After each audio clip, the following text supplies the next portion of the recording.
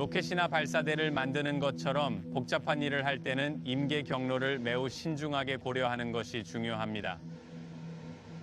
임계 경로란 무엇인가 하면 어떤 작업을 수행하기 위해 반드시 순차적으로 완료되어야 하는 사건들 중 가장 긴 경로를 말합니다. LVN 제형 운영자들 작전 전 브리핑을 준비하세요. 1번 비행 브리핑입니다. 통신 프로토콜부터 시작하죠. 1분 전입니다. 예상치 못한 반응이 나타났을 때 그것이 더 큰 문제의 작은 징후인지 모르고 지나치지 않도록 얼마나 확실하게 설명할 수 있습니까?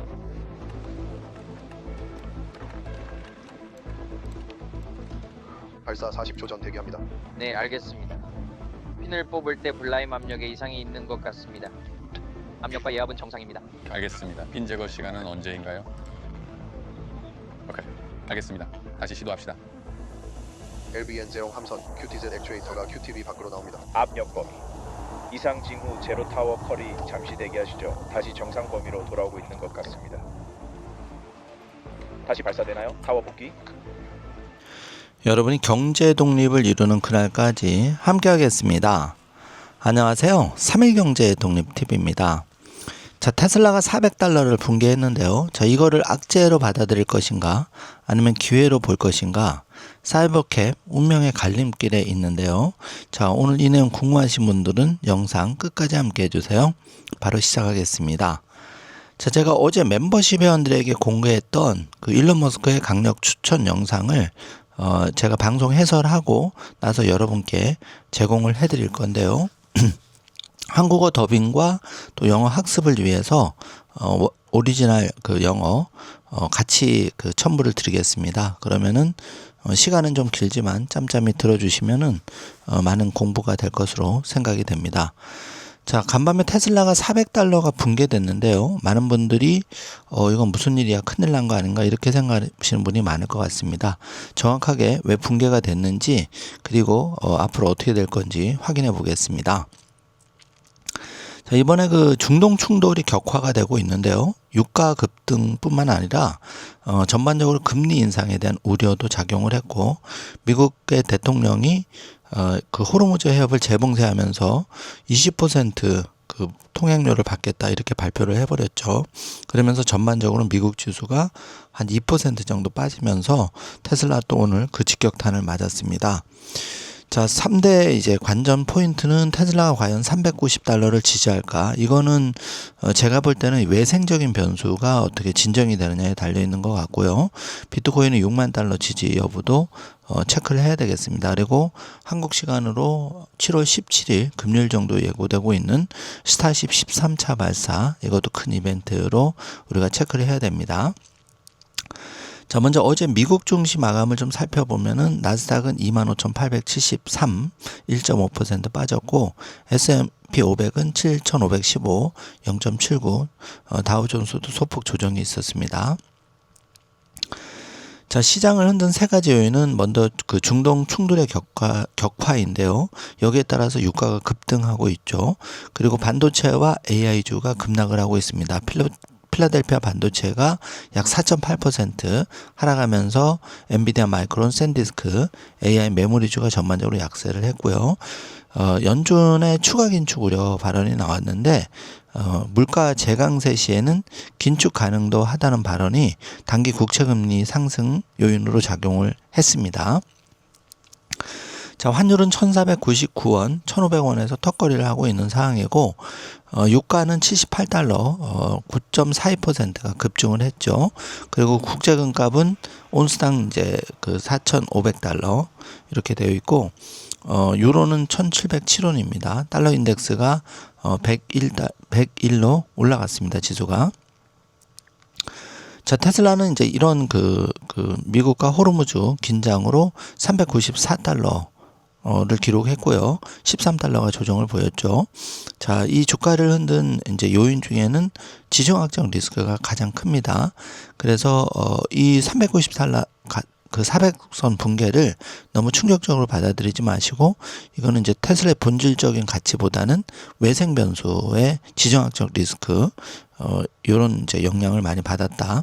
자, 이렇게 보시면 정확하고요. 그래서 테슬라의 지지와 저항은 이제 그 긍정론과 신중론이 맞붙고 있는데요.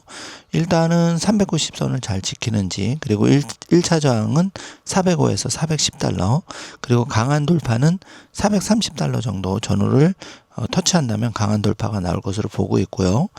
자, 지금 긍정적인 부분은 로보택시가 이제 도시 확대가 된다는 부분이고, FSD 소프트웨어의 가치가 이제 월 구독료로 바뀌면서 그 EPS에 직접적인 영향권에 들어왔고요.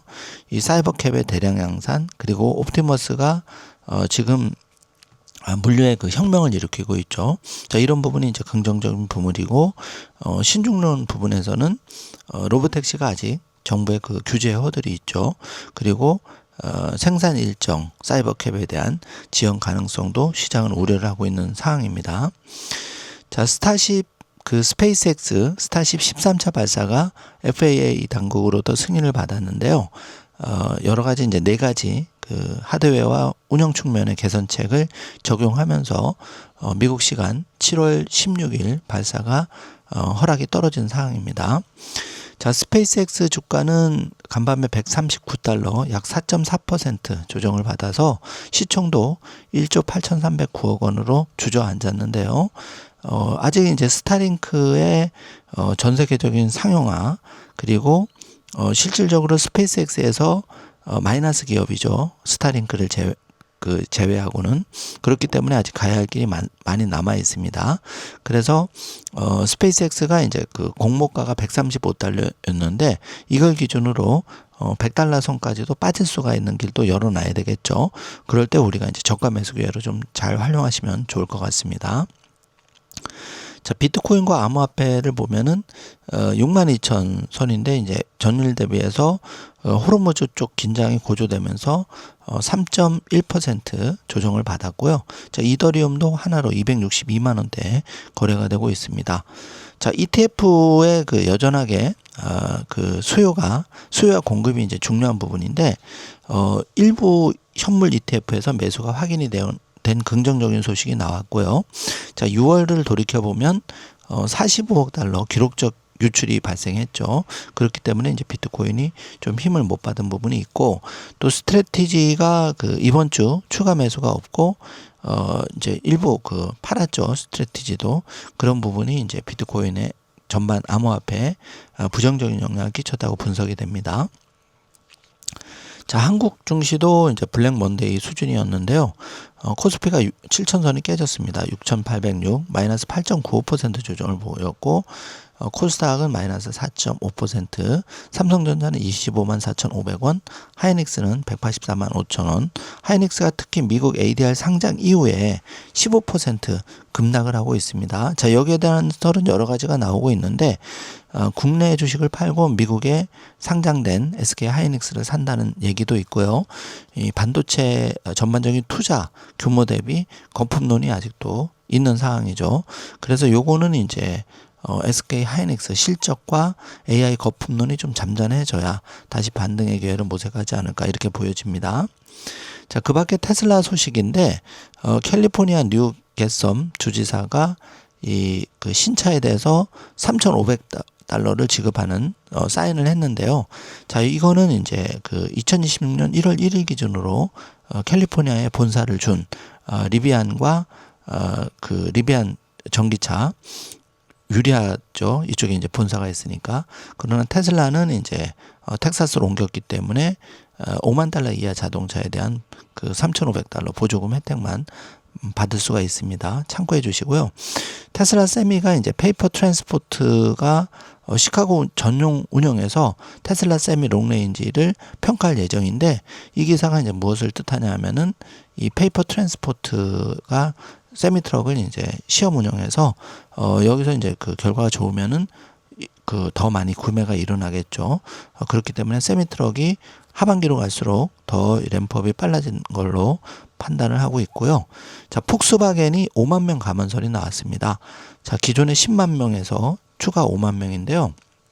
자, 이렇게 되면은 주가 역시 16년 만에 최저치를 키웠는데 이 폭스바겐 독일의 국민차라고 하죠. 이게 기존 레거시 업체의 대표 주자였는데 전기차와 자율주행에 빠르게 적용을 실패하면서 지금 코닥 필름의 길을 걸어가고 있죠. 그래서 좀 안타까운 상황인데요. 어쩔 수가 없고 테슬라 AI의 인재 에단 레이드가 테슬라 AI에 합류를 했는데요. 지능과 지속 가능한 풍요 목표를 언급하면서 포부를 밝히는 걸 우리가 볼 수가 있습니다. 자, 오늘 이제 반드시 확인해야 할 일정이 있는데요. 먼저 6월 소비자 물가지수 CPI 이게 예상보다 높으면은 테슬라 비트코인 반도체에 추가 부담이 될 수가 있고요. 연준 의장 의회 증언이 있습니다. 그래서 앞으로 금리 경로에 대한 힌트를 우리가 캐치를 할 수 있는지 살펴야 되고 그 JP 모건과 시티 이런 이제 대형 은행의 실적이 이제 개막이 되었죠. 그리고 국제 유가 호르무즈 상황을 면밀히 관찰을 해야 되고요. 스타쉽 13차 발사가 이제 목요일 예정. 여기에 스타링크 V3 탑재 20개 위성이 전개될 예정이니까 이 부분도 우리가 꼭 체크를 해야 될 것 같습니다. 자, 오늘 준비한 소식은 여기까지고 이어지는 영상은 일론 머스크의 강력 추천 영상입니다. 자, 이 영상을 여러분이 보시면서 우리가 현실의 주가와 그 일론 머스크의 꿈, 그 기업들이 추구하는 바 이게 간극이 좀 있죠. 그러나 도전과 혁신은 멈추지 않는다. 자, 이거를 잘 확인하신다면 여러분의 심장이 조금씩 더 뜨거워질 거라고 생각이 됩니다. 자, 경제 독립으로 가는 길이 그렇게 순탄하고 쉽지만은 않습니다. 어렵기 때문에 그걸 쟁취했을 때 값어치가 더 클 거라고 생각이 됩니다. 자, 오늘도 힘내시고요. 서울 그 대한민국 전역에 오늘 하루 좀 많은 비가 예상이 되고 있다고 하는데요. 비 피해 당하지 않도록 각별히 조심해 주시길 바라겠습니다.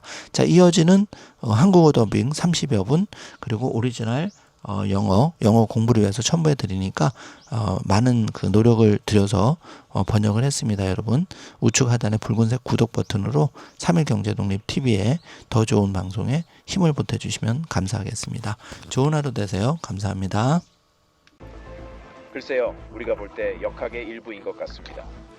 핀이 하나 있는데 계속 신호를 보내다 제자리로 돌아오는데 유압 액추에이터가 못 끌어올리는 것 같습니다. 일론은 정보를 빠르게 흡수하고 상황의 심각성과 결과를 이해하며 오늘이 적기인지 판단하는데 정말 뛰어납니다. 알기 어렵네요. 극저온 때문에 뿌옇지만 바로 저기에 있습니다. 타워 스테이어 이상 징후 제로 확인? 네. 두 번째 시도에서 왜 핀이 뽑히지 않았는지 설명할 수가 없네요. 예상치 못한 일입니다.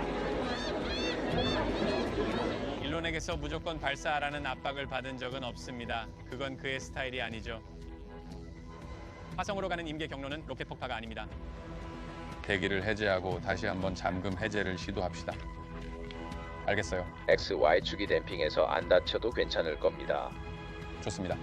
차량에 한 번 더 시도할 시간이 충분하니 대기를 해제하고 현재 100바 압력에서 잠금 해제를 시도합시다. 여전히 댐핑 상태입니다. 알겠어요? 알겠습니다. 같은 유압으로 재시도하죠. 좋습니다. 이번이 마지막 로켓 작업 시도입니다.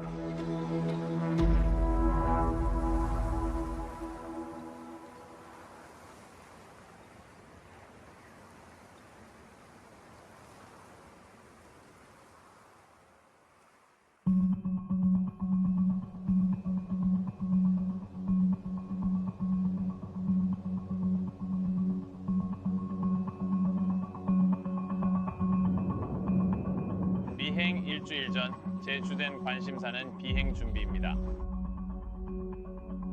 우리는 빠르고 자주 테스트하며 발사도 그 과정에 포함됩니다. 차량과 지상 시설이 완벽히 준비되었는지 확인해야 하지만 분석 마비 상태에 빠지는 것은 피하고 싶습니다. 오늘 목표는 10엔진 정적 연소입니다. 탑승했습니다. LVN-1 에이펙스 뱅크 충격으로 연속이 2개가 이탈했습니다. 헤드 측에서 중단 요청이 있었습니다. 이것들은 이 정도를 버텼는데 5,000에서 6,000톤의 추진제와 로켓 무게를 견디고 있었는데 왜 시뮬레이션을 안 했냐고 묻는다면 그만큼 무거운 것이 없었기 때문입니다. 그 정도로 무거운 것을 올린 것은 이번이 처음이라 고려할 사항이 많고 매우 철저하게 대비해야 합니다.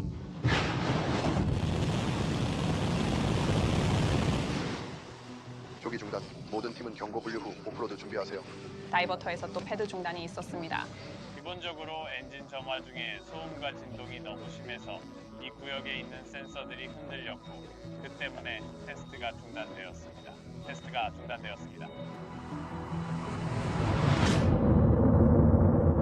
물론 나중에 모든 데이터를 살펴보고 매개 변수를 변경하면서 작동 중에 다이버터의 무결성을 보호할 더 현명한 방법을 찾으려 했습니다. 다시는 중단되지 않게 하려고요. 화염 다이버터는 작동 원리가 매우 단순하지만 세부적인 부분은 정말 치명적일 정도로 복잡합니다.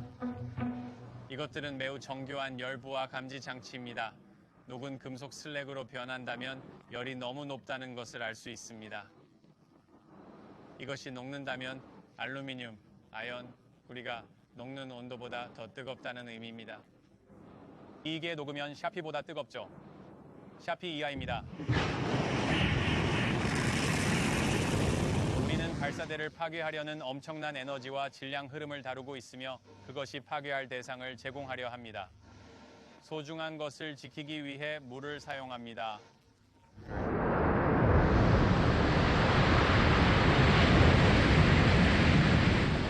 물이 흡수하는 에너지의 양은 놀라울 정도입니다. 적절한 위치에 고압의 물을 분사해 순식간에 증발시키면 많은 문제가 해결됩니다. 물이 모든 에너지를 흡수해 증기로 변함으로 강철과 구조물은 뜨거워지지 않고 안전합니다. 패드2에 있는 화염 편향기는 분당 약 65만 갤런 정도의 물을 사용하고 있습니다. 이는 올림픽 유격 수영장 한 개를 1분 만에 완전히 비우는 것과 거의 같은 양입니다.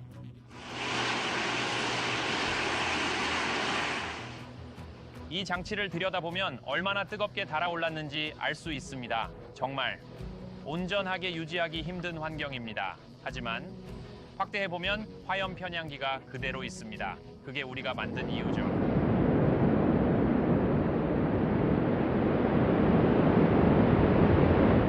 로켓을 이해하긴 어렵습니다. 초당 6만 5천 파운드의 추진제와 1,800만 파운드의 추력. 이 숫자가 뭘 의미할까요? 초당 포드 F150 트럭 11대가 움직이는 것과 같습니다. 로켓 하단에서 쏟아져 나옵니다. 거대 기관총이 총알 대신 픽업 트럭을 쏘는 것과 같죠. 초당 11대의 픽업 트럭이 로켓 밑에서 발사됩니다. 여러분은 살아남을 수 있을 거라 보나요?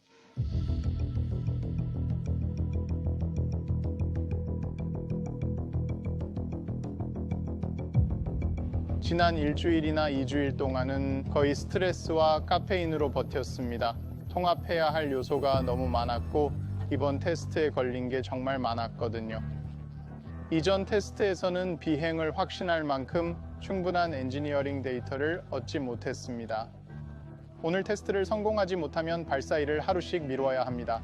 이는 전체 프로그램과 관련 엔지니어링 팀에 엄청난 부담이 됩니다. 그래서 항상 압박감은 있지만 오늘은 특히 더 심합니다.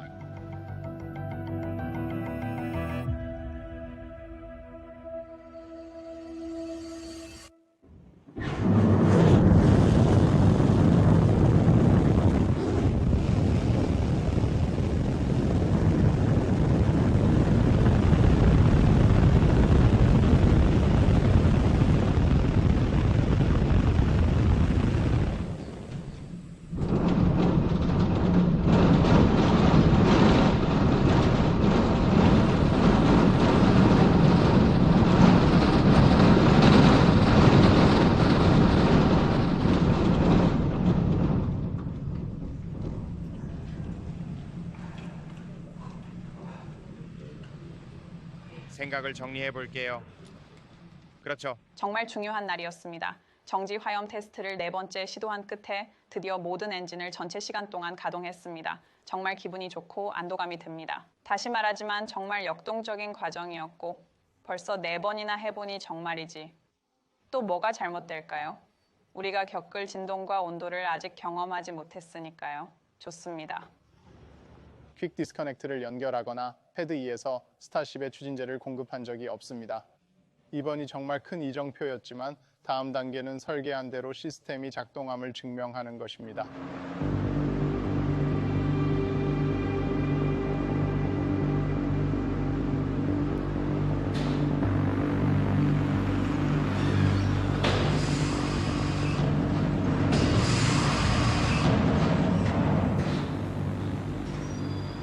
우리는 이 발사대를 60분마다 무기한으로 발사할 수 있도록 설계했습니다.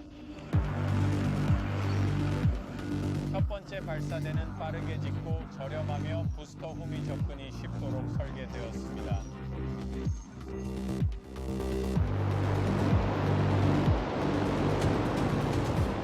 그렇게 설계한 이유는 우리가 스타쉽 발사대와 스타쉽 제작에 서툴렀기 때문입니다. 우리는 무엇을 해야 할지 몰랐습니다. 아무도 해본 적 없는 일이라 알 방법이 없었으니까요. 당시의 지침은 빠르고 거칠게 그리고 저렴하게 무언가를 만들라는 것이었습니다. 하지만 괜찮습니다. 우리가 배우기에 충분하기만 하면 되니까요. 배울 수 있다면 진짜 좋은 것을 만들 겁니다. 통합 메커니즘이 곧 발사대입니다. 포획 메커니즘도 발사대죠. 이 모든 것이 발사대 운영의 필수적인 요소입니다. 제로 단계라 부르는 이유는 발사의 첫 단계이기 때문입니다. 이게 안 되면 진행할 수 없죠. 그래서 발사대에서 문제가 생길 때마다 위험 부담과 우선순위, 그리고 긴장감이 확실히 높아집니다. 정지 화염 테스트 후 젓가락팔을 이동시키던 중 더 낮은 곳으로 이동시키는데 발사대 쪽에서 큰 소리가 들렸습니다.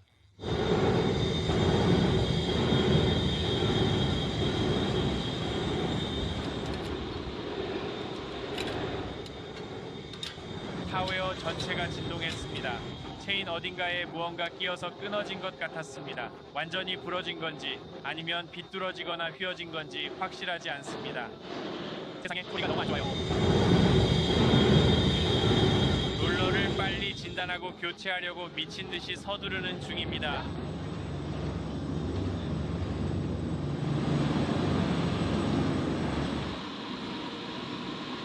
캐리지에는 롤러가 많습니다. 세상에서 가장 큰 자전거 체인을 상상하세요. 자전거 체인과 같지만 무게가 380파운드입니다. 캐리지는 무겁습니다. 체인 링크가 부러져 엉켰죠. 테스트 다음 날 케이프의 친구들에게 연락했습니다. 그곳에 케이프 타워 건설용 예비 부품이 있었습니다. 우리는 그것을 급히 하룻밤 사이에 배송받아 기존 체인을 분해하고 새 체인을 조립해 설치했습니다. 다음 날 아침 바로 시작할 수 있었습니다.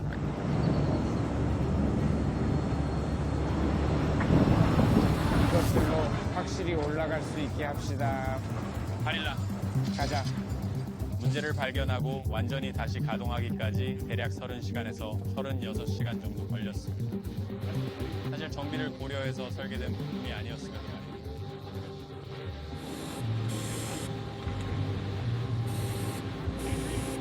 급하게 계획을 세우고 크레인으로 임시 지지한 뒤 들어가서 해결하는 건 정말 스페이스X답네요.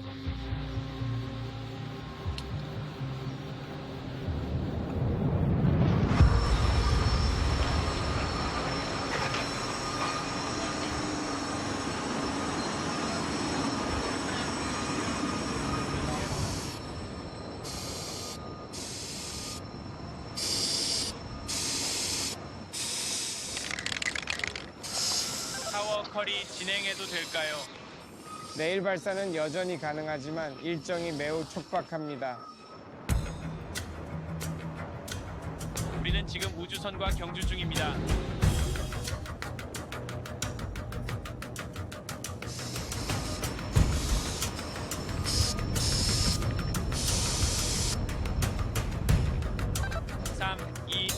화면 전환합니다. 좋아요, 떨어지세요. 좋아요, 젓가락이 움직입니다. 가자, 베이비.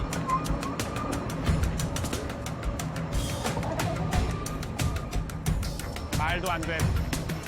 정말 큰 날입니다.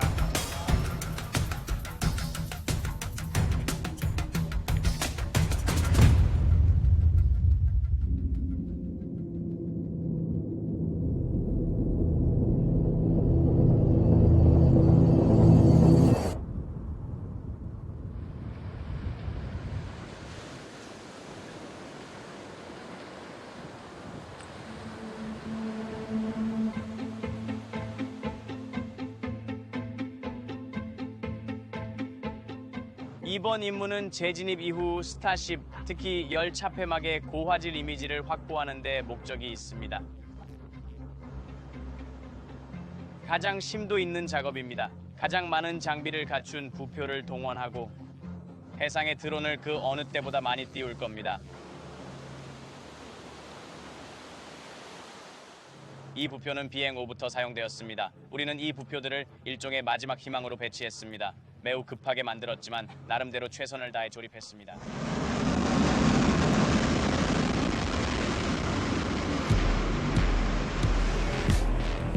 한밤중에도 부표들이 스타쉽을 정확히 향하는 모습은 기적 같았습니다.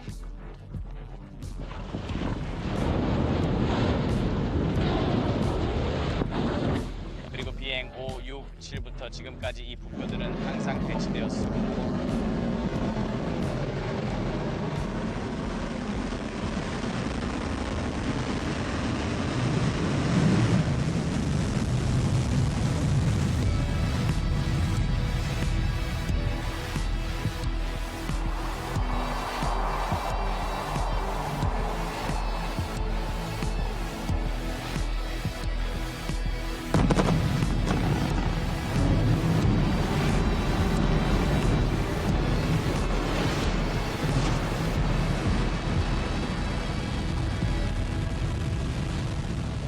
구멍이 나면 필요에 따라 떼우고 계속 작동할 수 있도록 응급처치를 해줍니다.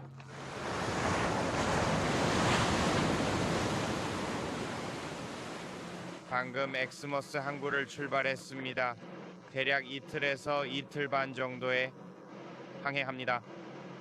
500 해리를 이동하며 20일간의 항해입니다. 우리는 전체적인 재진입과 착륙의 각 단계에서 차량의 거의 3차원 모델을 확보할 것입니다. 이는 비행 시비의 성능을 평가하고 더 나은 스타쉽을 설계하는 데 도움이 될 것입니다.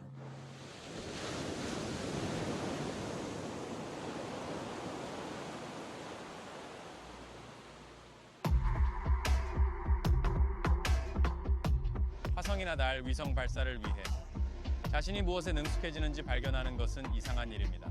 우리 회사가 정말 잘하는 것 중 하나는 큰 물체를 옮기는 일입니다. 좋아요. 아주 잘하고 있어요. 왼쪽을 잘 붙잡으면 건물에서 나올 때 오른쪽도 문제 없을 거예요. 우리 팀 전체가 CLT 정밀 인양팀으로 구성되어 있습니다. 전진해도 좋습니다. 그들의 업무는 장비와 인프라를 유지하고 운영하며 무거운 물체를 사방으로 옮기는 것입니다. V19호가 4번 도로에 진입합니다. 스타베이스의 많은 이들이 V19호가 발사대로 이동하는 것을 보고 있습니다. 첫 번째 버전 3호를 보러 왔습니다. 저는 비행 9호와 11호도 봤죠. 그 포획 장면은 정말 흔치 않은 광경입니다. V35의 비행을 보는 건 긴 기다림이었고 화염 트렌치도 아주 멋질 겁니다. 왼쪽 아주 좋습니다. 이동을 계속합니다. 계속 이동합니다. 가족과 스타베이스에 와서 B19호를 봅니다. 스페이스X가 인류의 미래를 위해 협력하는 모습이 정말 멋집니다. 경로가 아주 좋습니다. 잠시 그대로 이동하겠습니다. 전방 이상 없습니다. 그들은 로켓을 옮깁니다. 정말 전문가들이죠. 어떤 거대한 물체든 여기서 저기로 옮기라고 하면 완벽하게 해냅니다.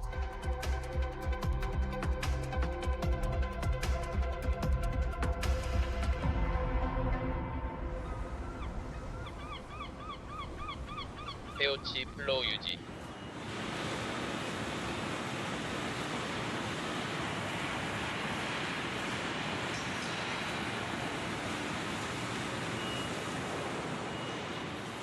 현재 스타팩토리에서 이미징 위성을 위성 스피드 로더에 적재할 최종 준비 중입니다. 이것은 위성을 메가베이 2호로 보내기 전 마지막 단계로 거기서 비행 준비가 완료됩니다.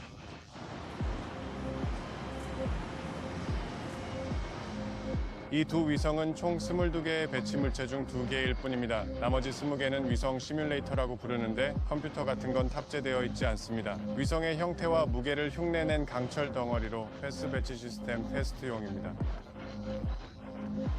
우리는 또한 위성에 더 민감한 부품들, 즉 다른 위성으로 데이터를 보내는 레이저 광학 장치와 궤도 기동용 추진기를 검사할 예정입니다. 이 모든 시스템은 이물질이나 먼지에 민감함으로 우주로 가기 전에 마지막으로 검사하여 준비 상태를 확인하려고 합니다. 베넷, 다음 위성을 인양할 준비가 되었는지 확인해 주세요. 프로필 완료했습니다. 상태 좋습니다. 비활성화할 테니 리깅을 제거하세요. 타워 모두 유지. 22개의 물체는 총 37.5톤에 달합니다. 이는 펠컨이 발사한 어떤 탑재체보다 무겁습니다. 스페이스X 역사상 가장 무거운 탑재체이기에 패스 시스템과 위성의 상호작용을 연구하려 합니다. 중궤도 비행은 미래 궤도 임무를 위한 스타쉽 패스의 능력을 보여줍니다.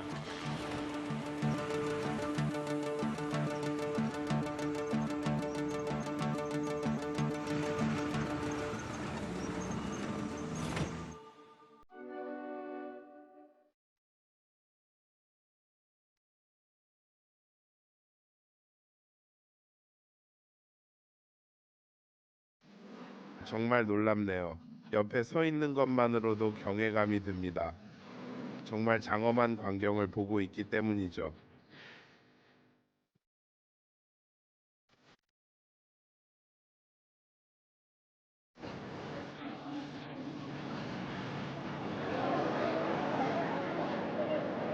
수년간의 노력 끝에 탄생한 스페이스X의 완전 재사용 발사체 3세대 모델입니다.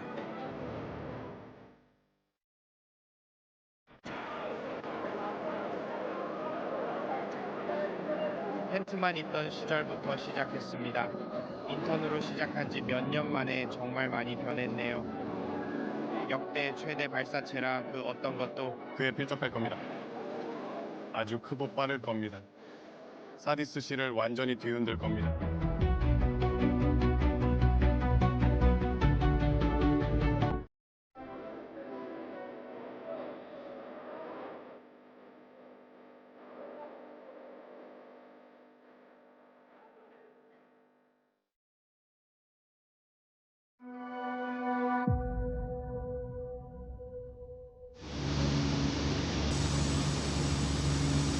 네, 저는 왜 타워 팀이 이런 큰 위기를 겪는지 말이죠. 바로 전에요. 우리가 큰 작업을 앞두고 있을 때 말이죠. 모든 것의 규모 때문이라고 생각합니다. 매번 제대로 작동해야 하는 크고 복잡한 메커니즘이 있으니까요. 롤러 교체가 며칠 걸리는 일이 됐습니다. 부품을 공수해 와서 케이프에서 크레인 세대를 동원해야 했죠. 만약 이게 작은 전기 모터에 베어링 고장이었다면 훨씬 더 쉬웠겠죠. 1시간 안에 끝났을 텐데. 24시간이나 걸렸죠. 하지만 이런 경험이 즉각적인 대응을 위한 정신적 준비를 갖추게 해준 것 같습니다. 내일이 정말 기대됩니다. 우리의 노력이 성공적인 비행이라는 결실로 이어지길 바랍니다.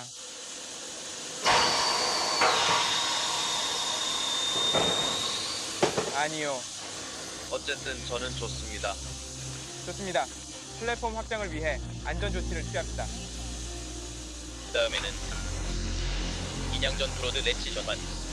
통합 오프를 비행 모드에서 해제하고 빠르게 당겨보겠습니다. 해제할 때 카운트다운을 드릴게요.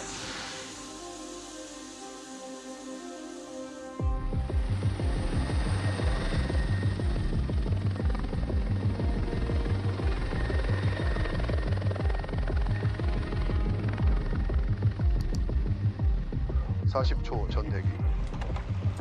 핀을 뽑을 때 라인 압력에 변화가 있는 것 같습니다. 압력과 예압 정상. 확인이 어렵네요. 국저온 때문에 뿌옇지만 거의 거기 있습니다. 대기를 해제하고 현재 상태에서 한 번 더 잠금 해제를 시도합시다. 쉽 EX Y축이 댐프해서 안 다치겠지만 괜찮을 겁니다. 좋아요. 차량에 한 번 더 시도할 시간이 충분하니 대기를 해제하고 현재 100바 압력에서 잠금 해제를 시도합시다. 여전히 댐프입니다. 알겠어요. 알겠습니다. 같은 압력으로 재시도하죠. 좋습니다. 마지막 시도 후 로켓 작업을 마칩니다. 핀을 뽑을 때 제트 실린더 라인 압력이 떨어집니다. 처음과 다르군요. 맞습니다. 다른 문제네요. 알겠습니다. 네. 핀을 뽑을 때 QD 암 역학 때문일 수 있습니다. 잘 모르겠네요. 다시 시도해도 해결될 것 같지 않습니다.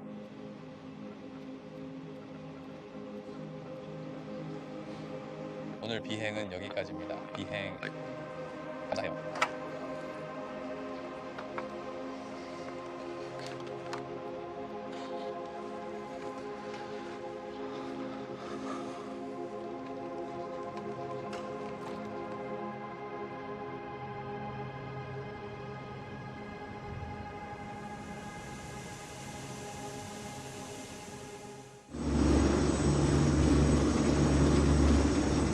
기계 시스템은 마지막 40초에 활발해집니다.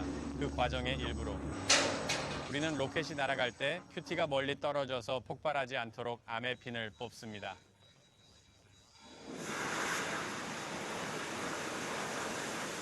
암의 그 부분은 타워를 세게 밀어냅니다. 혹시 모를 과도한 압력에도 큐티가 선체에 단단히 고정되도록 잠금을 해제하는 과정입니다. 실제 비행과 비슷한 환경에서 암의 핀을 제거해 본 것은 이번 시도가 처음이었죠. 핀을 회수하는 과정에서 암이 타워 쪽으로 밀리며 엔드 이펙터가 약간 흔들리는 현상이 발생했습니다. 그 흔들림 때문에 유압 시스템에 설정해둔 매우 민감한 안전 범위가 작동했습니다. 로켓 비행을 위해 꼭 해결해야 했습니다.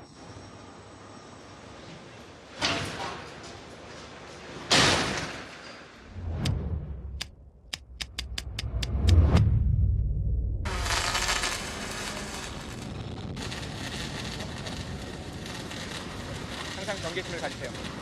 이번 비행 시도를 앞두고 우리가 걱정했던 것은 현장 배수 라인의 통풍구 문제로 인해 발생한 대기 상황이었습니다.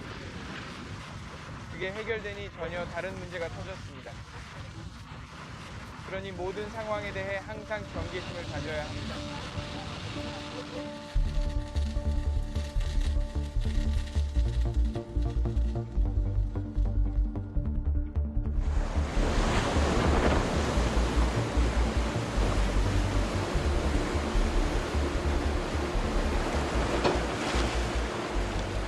지난밤 30해리 방향의 위험 구역을 샅샅이 뒤져 선박이 없음을 확인했습니다. 구역은 안전하고 상황은 좋습니다. 새벽 1시 굳은 날씨 속에서 부표와 카메라를 최종 점검하고 있습니다. 모든 중요한 순간은 바로 이 새벽 1시에 벌어지죠. 이번 임무는 역대 가장 중요한 임무입니다. 가장 많은 부표와 드론을 투입했기에 이 데이터가 없으면 열차 폐막의 실제 성능을 파악할 수 없습니다. 내런 마지막 인사를 할 건가요? 보냅니다.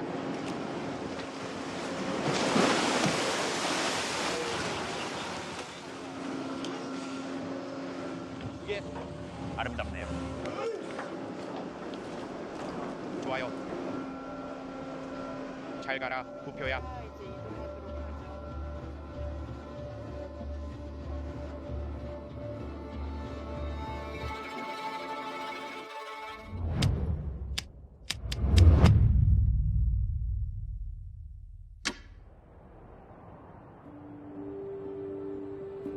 오후입니다. 스타쉽 12차 비행 기상 브리핑입니다. 범위는 안전합니다. 타워 카운트다운 월 들리나요? 어젯밤 QDRM 상황을 설명해 줄 수 있나요? 어제 비행이 중단된 이유는 QD 암을 분리할 때 QD 기계가 가하는 예압으로 인해 암의 역학적 움직임이 발생했기 때문입니다. 오늘 우리는 QD 암의 하드 스톱 범퍼를 용접하여 분리 과정에서 발생할 수 있는 변이량을 제한하는 완화 조치를 적용했습니다.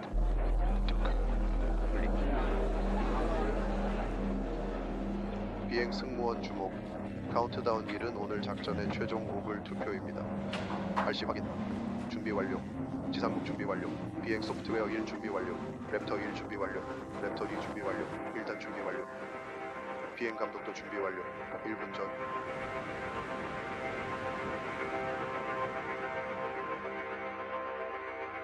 (40초) 전에서 대기합니다. 스페이스X 팀은 ASAP 모드에서 최고의 역량을 발휘합니다. 우리는 어려운 상황에 처하는 것을 두려워하지 않습니다. 필터 삽입 진행. 확인. SC1 엘리베이터 홀드 재설정. 플랩 작동. 사람들은 고통을 싫어하죠. 변화를 위해 고통을 감수하는 스타베이스의 능력은 최고입니다. 조금만 견디면 놀라운 일을 할 수 있습니다. 비행 감독 발사 승인. 발사 10초 전. 9초. 8초. 7초. 스윙. 좋습니다. 시작합니다. 5초. 4초. 3초.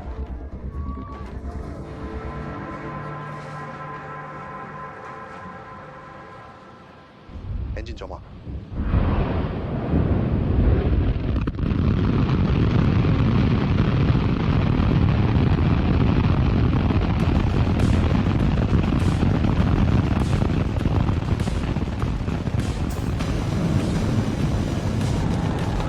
우리는 이륙했습니다.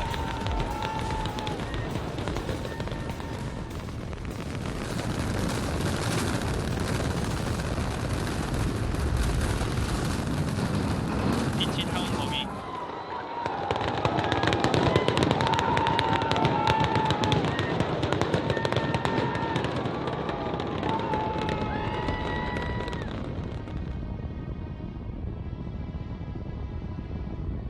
최대 압력. 스테이지 분리.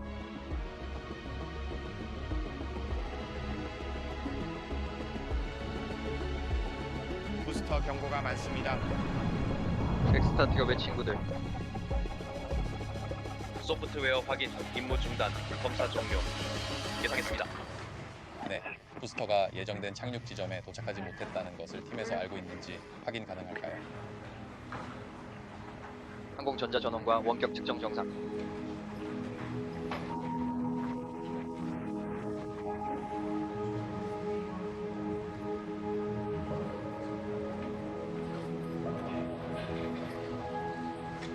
블라인드 샷인가요? 아니요.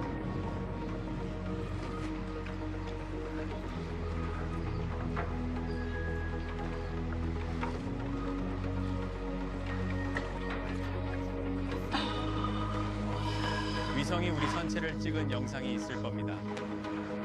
거의 다.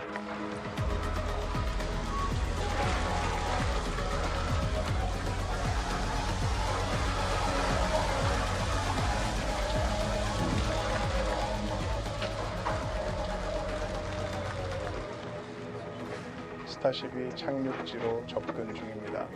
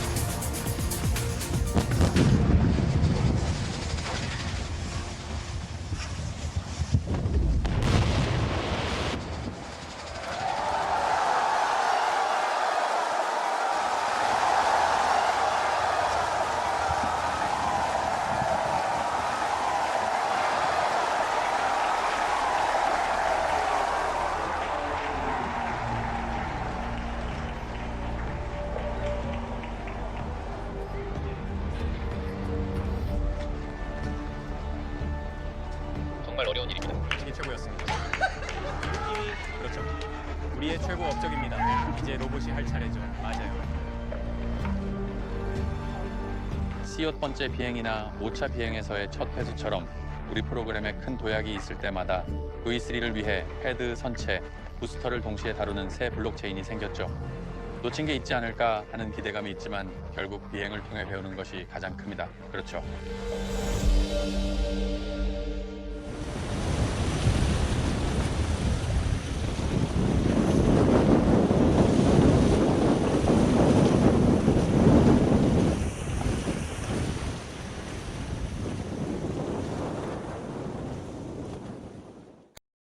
소중한 그대여 꿈 이루고 싶나요? 경제 독립하고 싶나요? 방법을 몰라 방황한다면 oh no! 우리 가족 경제 독립 선언서 펼쳐봐요. 정답이 여기 다 들어있네. 방황은 이제 그만 정답을 찾아. 우리 가족 경제 독립 파이팅! Let's go!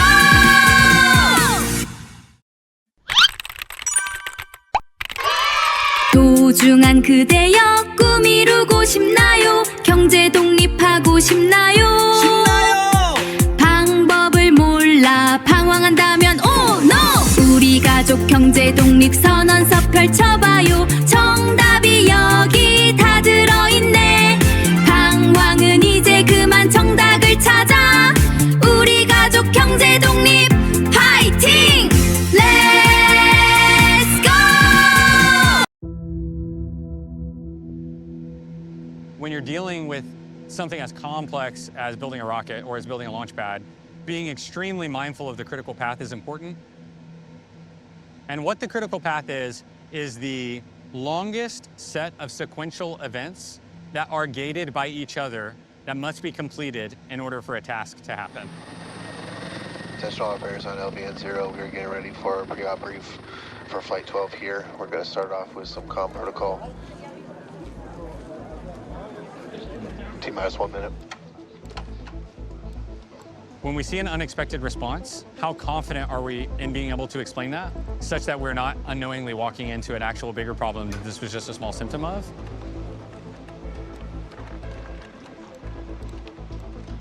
Holding at T-minus 40 seconds. Yes, sir, got you. This looks like a blip on blind pressure when we unpinned. Pressures and preloads are healthy. Copy that. And what is the time we would unpin at? Okay, copy, agree. We should attempt again. On LVN0 ship, QDZ actuator blowing outside QD vent pressure range. On anomaly 0, Tower Curry, I think I'm going to recommend actually stand by. It's drifting back into range. Is it going to fire again, Tower Mech? Possibly. It seems like it's part of the dynamics when Copy. There's a pinner that keeps QDI from the whole QDI when it swings back. There's a pin that locks into place. The hydraulic actuator is not pulling it up. It seems to be. And Elon is actually really, really good at quickly absorbing information, understanding the stakes, understanding the consequences, understanding if today's our day or not. Yeah, it's hard to tell because this is all fogged up from cryo, but it's essentially right there. Tower Steyr, are you on anomaly 0? Yes, sir, got you. I don't have an explanation for why it did not unpin the second time. I personally have never felt any pressure from Elon of like, it doesn't matter, hell or high water, we're flying this rocket. Like, absolutely not. That's not his style. And like I said, critical path to Mars is not blowing up rockets. Guys, I recommend we release hold and give it one more chance to unlatch with where we're at. Ship XYs are not going to close down damped, but I believe that's okay. Okay, we have just enough time on the vehicle to attempt one more time, so I recommend we clear the hold, let it try to unlatch it at the 100 bar we're at. We're still stuck in dampening though. Understood, we'd be reattempting with the same hydraulic pressure. Cool, this will be our last attempt and then we're done on the rockets.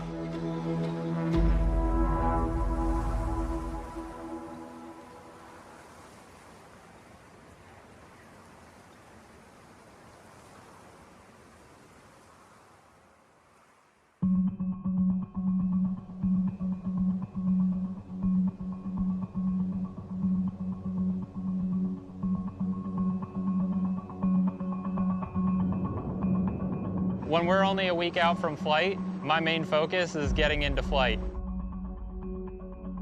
The thing that separates us from a lot of other companies is that we test fast and we test often, and that includes launches. We want to make sure the vehicle's all ready to go. We want to make sure the ground's all ready to go, but we also don't want to be caught in analysis paralysis. Our main objective today is a 10-engine static fighter. Aboard. On LVN-1, looks like we kicked out 2 combustors from the apex bank being pelted. There was a pad side abort called. These things were holding like 5,000-6,000 tons of propellant plus the rocket weight. And it's like, okay, well, why didn't you guys simulate that? It's like, well, because we didn't have anything that weighed that much. Like, this is the first time we put anything on it that weighed that much. So there's just so much that you have to think about and then be very paranoid on.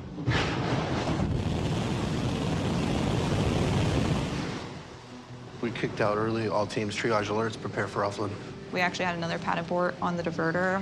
Basically, right during engine firing, it was so much noise and vibration that it actually shook the sensors that are located out in this area enough that they aborted us out of the test. We went back, obviously, afterwards and looked at all the data and tried to come up with smarter ways to basically still protect the integrity of the diverter throughout the operation while changing our parameters so that we were making sure that we would not abort again. A flame diverter is like a super simple concept that is like not at all complicated in operation and is just absolutely murderous in the details. These are extremely sophisticated thermal load sensing devices. If they turn into melted metal slag, then you know that you got too much heat. If you melt this, you're hotter than aluminum melts. If you melt this, you're hotter than zinc melts. If you melt this, you're hotter than copper melts. If you melt this, you're hotter than Sharpie melts. So we're sub-Sharpie. We have all of this mass flow, all of this energy that is just absolutely trying to obliterate our pad. We want to give it a thing to obliterate, to keep from obliterating the things that we care about. And the thing we give it is water.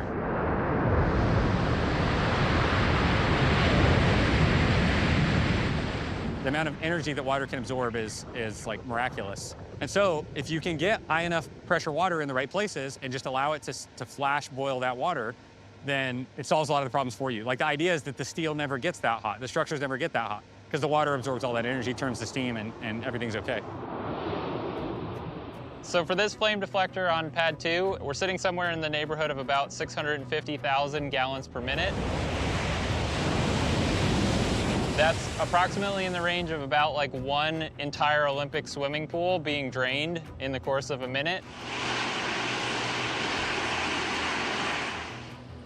You're trying to look into this thing and you see how like glowing hot it is. It's just yeah, a pretty impossible environment to keep something happy in. But and you zoom in and the flame deflector's still there, so that's the reason we build those things.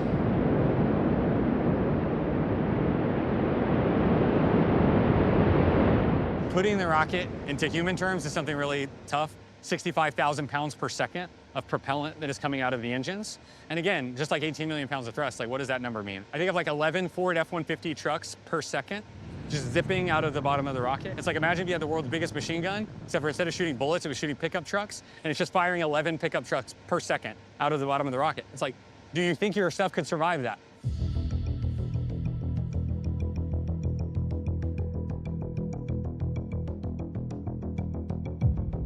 For the last, week or two, it's mostly just been running on stress and caffeine because we had so many things that we were trying to incorporate, and there's just a lot riding on this test. The previous test that we did not achieve enough duration such that we had the engineering data that we needed to be confident moving into flight. If not able to get this test off successfully today, then we're pushing launch day for day, which is an extremely big drag on the entire program and all the engineering teams involved. So there's always pressure going into an op, but this one is particularly high.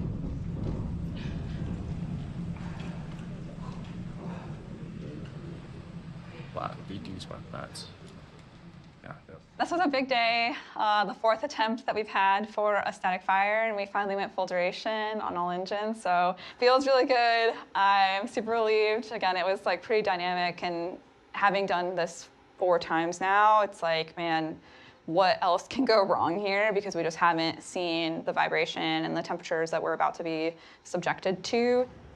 We've never connected the QD to a vehicle, and we've never flowed propellant into a Starship on Pad 2.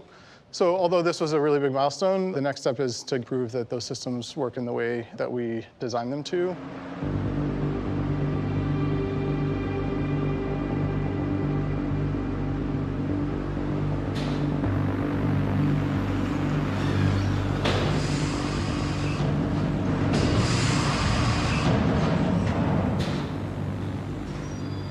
We designed this pad to be able to support a launch every 60 minutes indefinitely.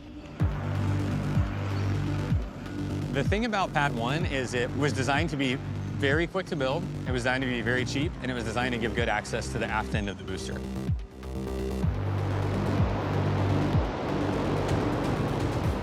The reason all of those things were a design goal is because we sucked at building Starship pads and we sucked at building Starships. It's like we didn't know what we were doing because it was impossible to know what you were doing because no one had ever done something like this before.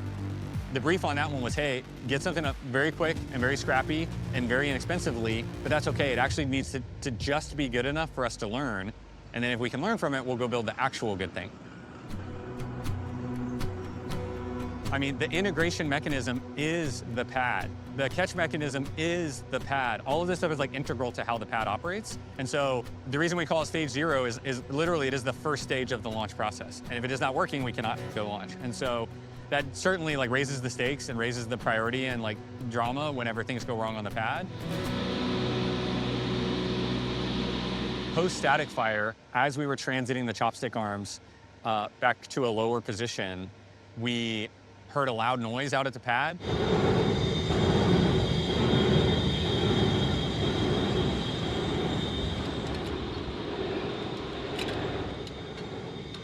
It's vibrating an entire tower.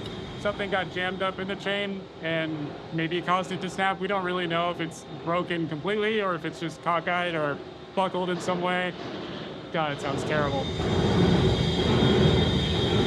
So we are in a mad dash to get that roller diagnosed and replaced as soon as possible.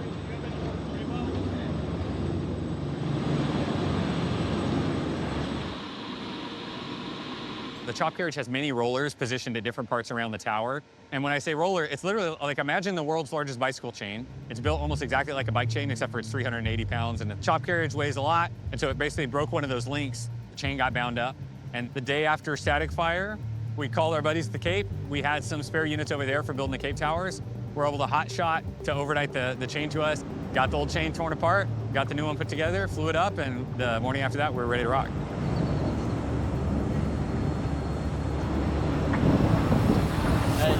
With these ones, make sure we're going up. Arriba.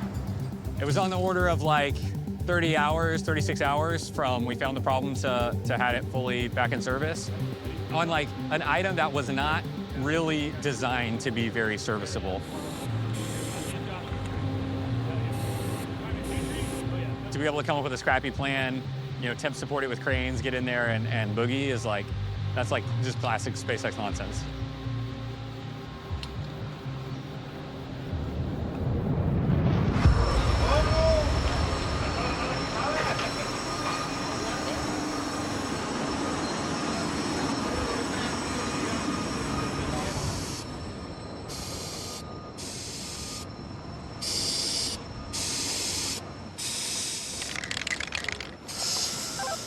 Tower Courier, you go. We're still go for tomorrow, but it's like a very, very tight schedule. We're basically in a race with the ship right now.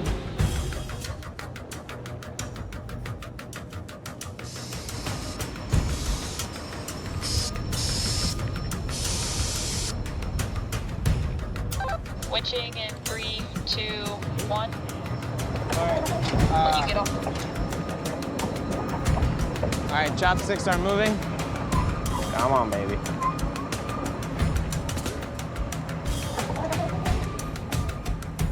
That's crazy. What a day.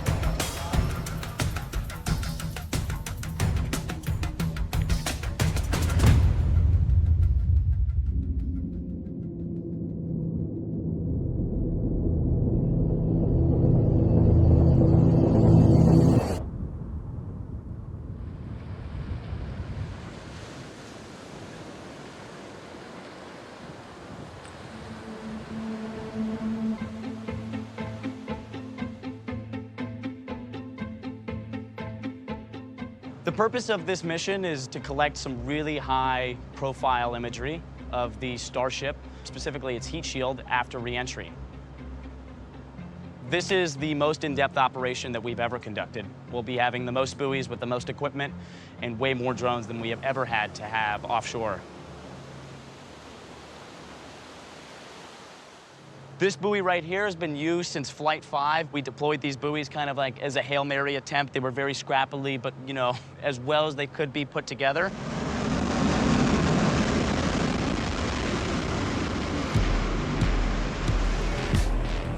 It was almost miraculous, even in the middle of the night, to see all of these buoys pointed directly at Starship as it was landing.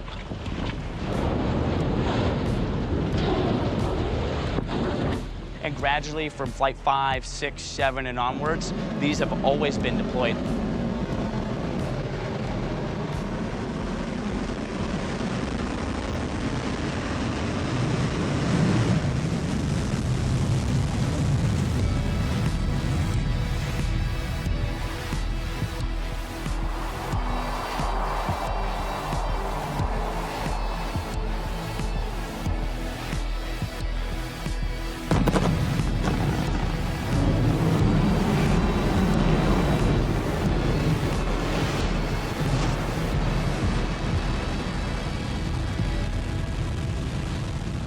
While it does get punctures, we can patch them as needed and kind of give them the Band-Aids that they need in order to keep kicking.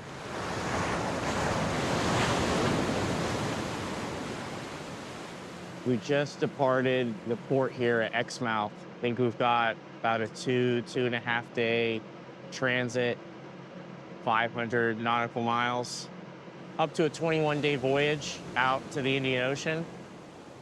We will be getting a full, almost 3D model of the vehicle at different points of re-entry and landing that will allow us to not only assess the performance of the vehicle for Flight 12, but build a new and better Starship.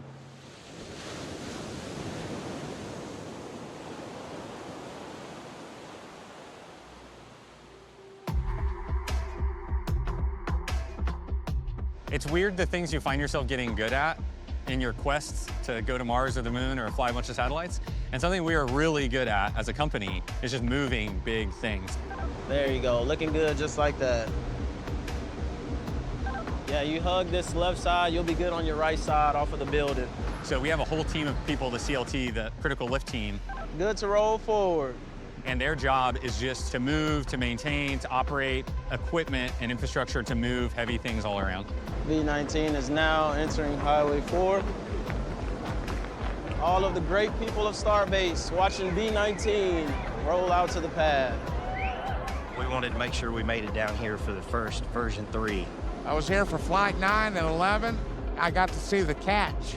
You don't get to say that every day. Honestly, just seeing V-30 take flight, it's been a long wait, and also the flame trench is going to look pretty awesome. Looking good on your left side.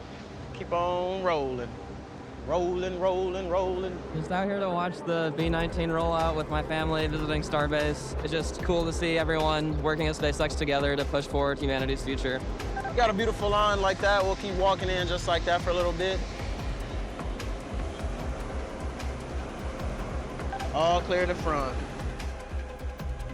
And so they move our rockets. They're like, I mean, absolute pros at just give them a random, ginormous shape and say, this needs to get from here to there, and they'll go do it.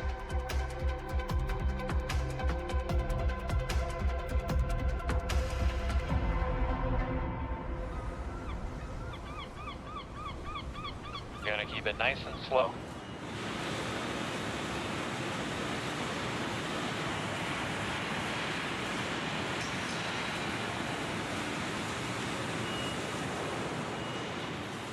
So right now we're in Star Factory and we're doing the final preparations to load the imaging satellites into our satellite speed loader. This is the last step that's going to happen before we send the satellites over to Mega Bay 2, where they're going to be loaded into ship and prepared for flight. So these 2 satellites will be just 2 of 22 total deployed objects. The other 20 are what we call satellite simulators. They don't have computers on board or anything like that. They're really just hunks of steel that mimic the shape and weight of satellites approximately. It helps us test the PES deploy system. We're also going to be inspecting the more sensitive components of the satellite, the laser optics that send data to other satellites, the thruster on board for on-orbit maneuvering. All of those systems are more sensitive to things like FOD or dust, so we want to give them one last inspection before they go in to make sure they're ready to go to space. Okay, Bennett, just confirm for us that you are ready for us to lift the next satellite. We've finished the profile. Everything looks good. I'm going to disable now, so they'll be good to remove rigging. Copy, standing by. All 22 of those objects are going to mass up to about 37.5 metric tons. That is heavier than any payload Falcon has ever launched. I believe this is the heaviest payload SpaceX will have launched ever, so we want to learn as much as possible about the PES system and how the satellites interact with it. We're on that suborbital trajectory, but it shows the capability that Starship has for future orbital missions coming up.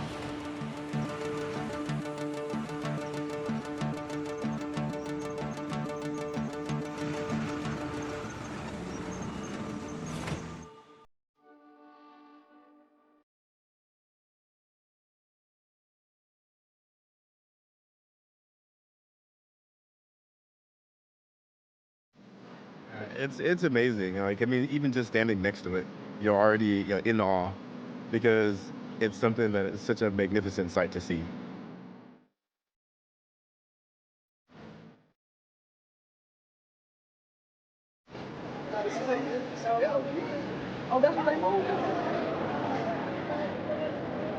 People have worked very hard for very many years on this. It's the 3rd evolution of the fully and rapidly reusable launch vehicle that SpaceX aims to develop.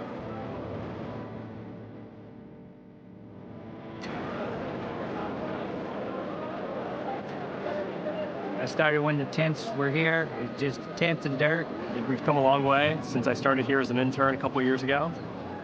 I mean, it's the biggest thing ever launched, so there's nothing that can match it. I expect it to be loud and fast. It's definitely going to rock the city of Starbase.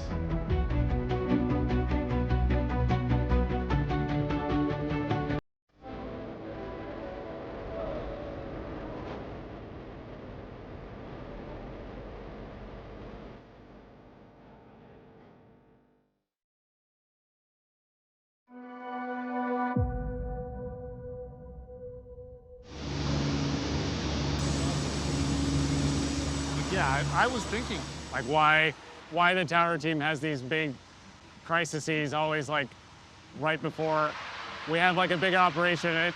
I think it has to just do with the scale of everything. Like, we have these big, complicated mechanisms that, like, need to work right every time we use them. And just replacing a roller turned into this several-day ordeal with flying shit in from the Cape, 3 cranes to get it in and out, where, like, if this was a broken bearing on some little dinky electrical motor, it would have been much easier to make that swap in an hour instead of 24. I feel like it also set us up for success in terms of like the getting mentally ready to act on immediate. So super exciting time tomorrow. Hopefully we see the fruits of our labor sort of culminate in a great successful flight.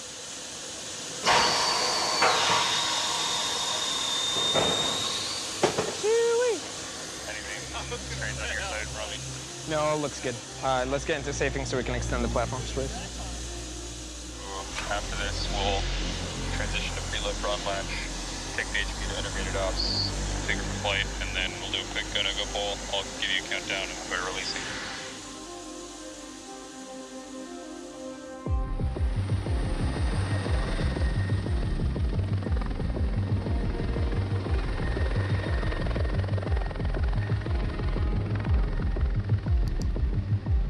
Holding at T-minus 40 seconds. This looks like a blip on blind pressure when we unpinned. Pressures and preloads are healthy. Yeah, it's hard to tell. This is all fogged up from cryo, but it's essentially right there. Guys, I recommend we release hold and give it one more chance to unlatch with where we're at. Ship XYs are not going to close down damped, but I believe that's okay. Okay, we have just enough time on the vehicle to attempt one more time, so I recommend we clear the hold, let it try to unlatch it at the 100 bar we're at. We're still stuck in dampening though. Understood, we'd be reattempting with the same hydraulic pressure. Cool, this will be our last attempt and then we're done on the rockets. Unexpected drop in Z-cylinder blind pressure when we unpinned. That was different from the first few tries? That's correct, different problem. Copy. Yeah, this might be due to QD arm dynamics when we unpin, so I don't think trying again is going to solve the problem, to be honest.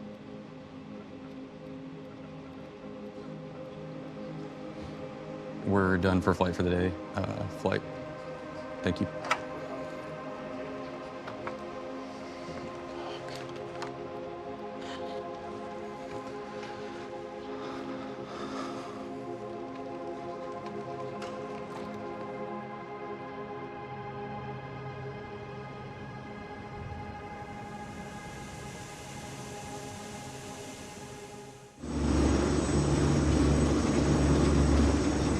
Mechanical systems really come alive in that last 40 seconds. As a part of that sequence, one of the things that we do is we unpin that arm so that the QD can swing away and not blow itself up as the rocket flies away. And that part of the arm is pushing hard against the tower while we unlatch to make sure that even if there's excess pressure or anything like that, that the QD stays really tight up against the ship. And the first time that we had unpinned that arm in flight-like conditions was that attempt. So as we retracted that pin, the arm wanted to shove closer into the tower. It caused the end effector to kind of jiggle back and forth very slightly. That jiggle set off some really tight, sensitive bounds that we had on the hydraulic system out there. And you need it to work or else the rocket doesn't fly, so.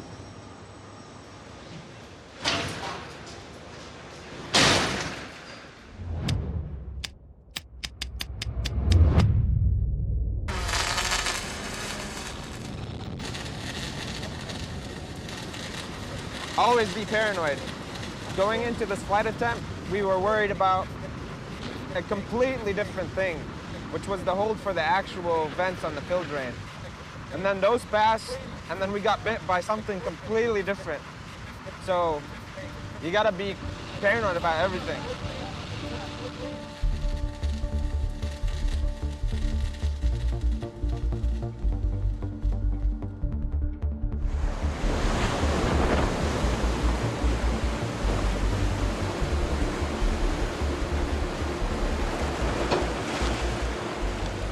Last night, overnight, we did a sweep of our 30 nautical mile hazardous no-go zone to make sure there's no vessels. Range is currently clear. Everything's looking good. It's a little rough out. It's 1 o'clock in the morning. Doing final preps on all the buoys, getting all cameras online. This is when it all happens, at 1 o'clock in the morning. This is the most important mission we've done out here. We're putting in the most buoys and the most drones. So if we don't have this data, the people back home have no idea how the heat shield really performed. Sren, do you want to give it a final kiss goodbye for good luck? That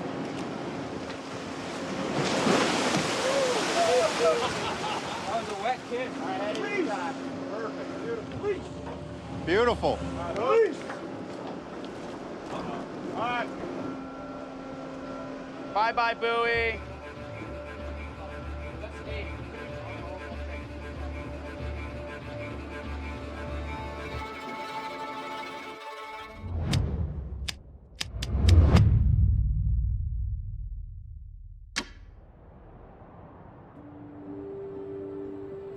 Good afternoon, welcome to the Starship Flight 12 Attempt 2 weather briefing. Starship range is currently green. Tower Kenny, are you up on countdown 1? Can you give a brief on what we did last night for the QD arm situation? So the cause of yesterday's abort was that the ship QD arm had dynamics when we tried to unpin it due to the preload that the ship QD mech was pushing into the vehicle with.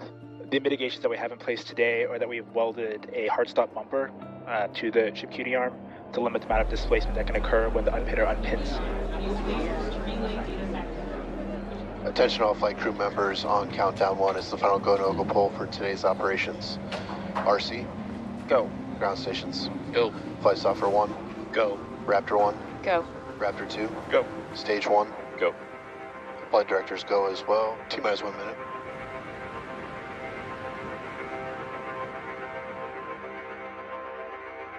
Holding at T-minus 40 seconds.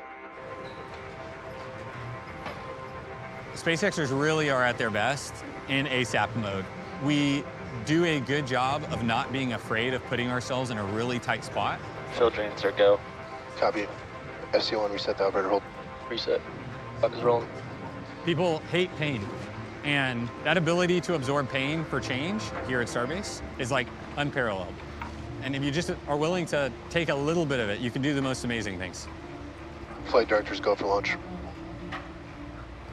T-minus 10, 9, 8, 7, 6, Okay, there we go. 5, 4, 3,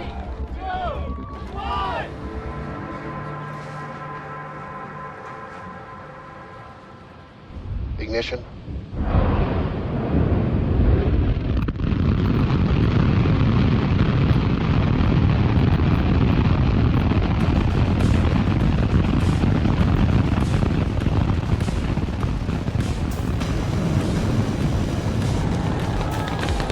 We have liftoff.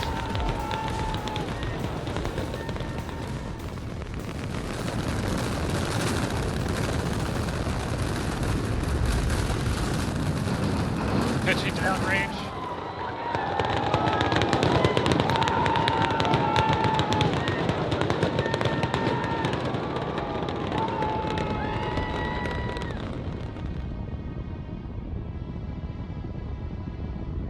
Max Q. Change separation.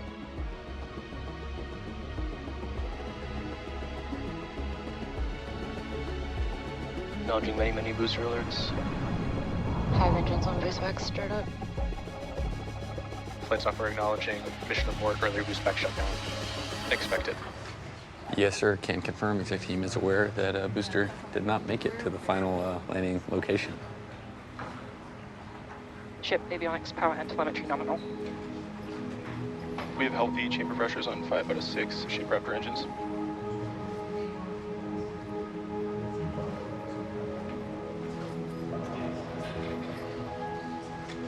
Or deploy sets.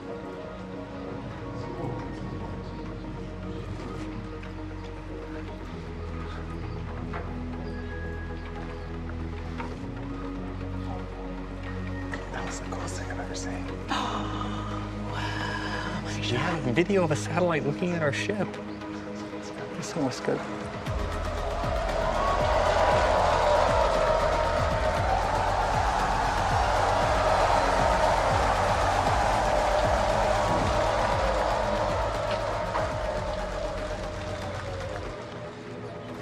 Starship is turning for final approach to landing site.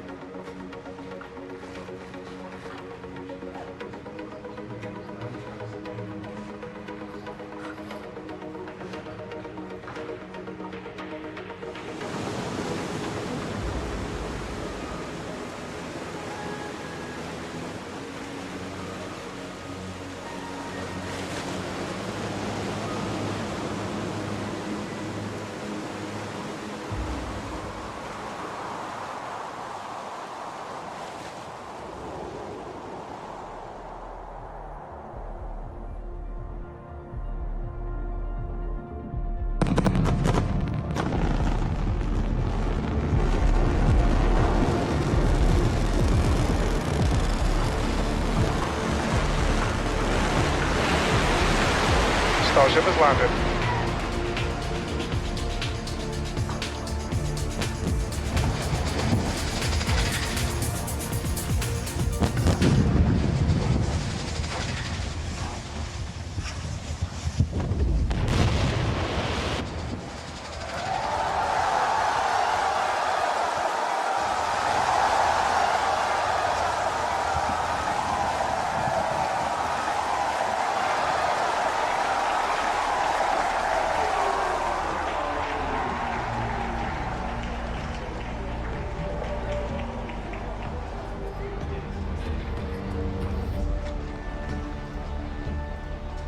the hottest things humans have ever done, honestly. It feels like it. Yeah. This might be our crowning achievement. After this, the robots will have to take over. Exactly. Anytime we have these kind of big evolutionary leaps in the program, whether it was the very first Flight 1, whether it was first catch on Flight 5, obviously new major blockchain with the pad and the ship and the booster all at the same time for V3, there's somewhat of an expectation of like, what might we have missed? But at some point you just got to say, hey, the most learnings are to go fly.